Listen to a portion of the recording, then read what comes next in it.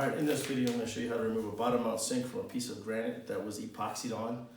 I tried a couple different methods in this video. The best thing to do was break the sink apart. When you break the sink apart, obviously safety glasses, there's pieces of broken porcelain flying everywhere. This is extremely jagged, extremely sharp. When you get done, you want to see what you did. This hits you in the eye, you're not going to be able to see anything again. So make sure you have safety glasses on. I knocked out the big pieces of porcelain, got it down to almost the epoxy, and then I went back with a right angle grinder fitted with a grinding disc. And when I did that, I didn't want those particles in my lungs, so I've got a paint respirator that was just fine. But again, I'll show you breaking this whole thing apart from just about start. I started the video after I take a little piece out of this. But pieces of this sink are all over my garage right now. If you do this at home, you want to make sure you do it in a garage where you can sweep the floor. Definitely don't do it on carpet. You won't be getting all those pieces out except from the bottom of your feet as you find them. So safety first, and show you how I did this. And then the next video is going to be installing the new countertop, or start installing the new sink on this countertop.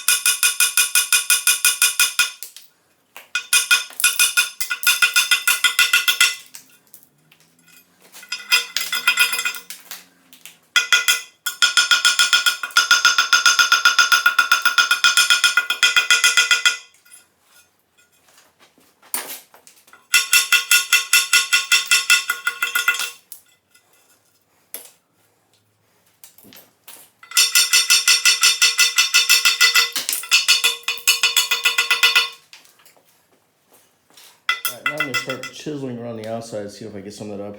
I've got a sacrificial chisel here. You can see all the gouges. This is the type of work this guy gets set into. So if it gets a little more damaged, it's not going to be a problem. But remember, as you're working on this, all of these holes, this great big hole, this isn't much stone here, and this has naturally got cracks and all sorts of weak spots mixed in that I'll know where they are when it breaks. So you gotta be really careful. We don't know where they're at yet, so just take your time. One solid smack with this right here would probably break the top. So just very easy hits.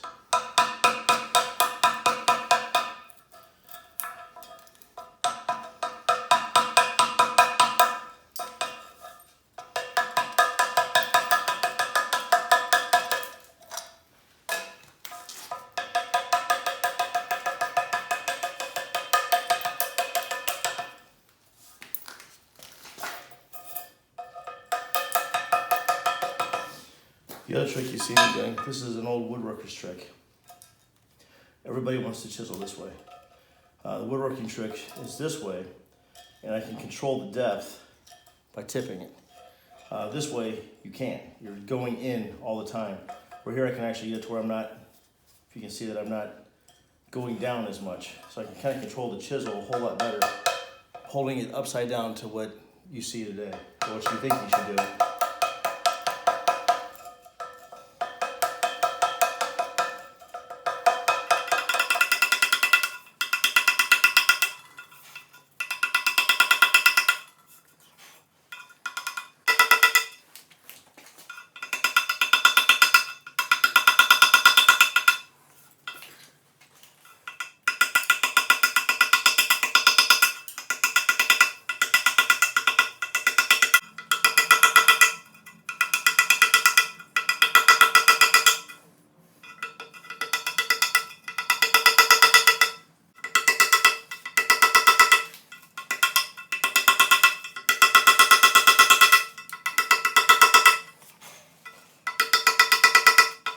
All right, I've got a wrangle grinder set up. It's got the sanding disc. It's got an 80 grit disc.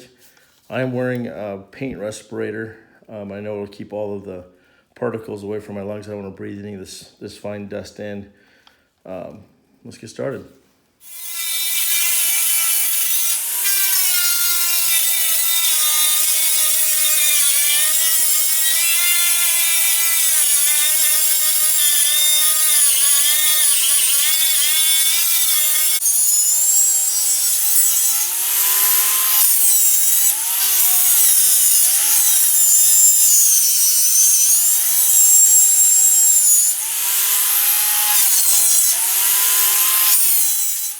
See where I got a couple spots that have some depth to them now. They're a little bit of a gouge, but I'm gonna put this back on with silicone. And here's the studs that'll hold it down while the silicone's drying and a bit of added security. So, but I think it turned out pretty good.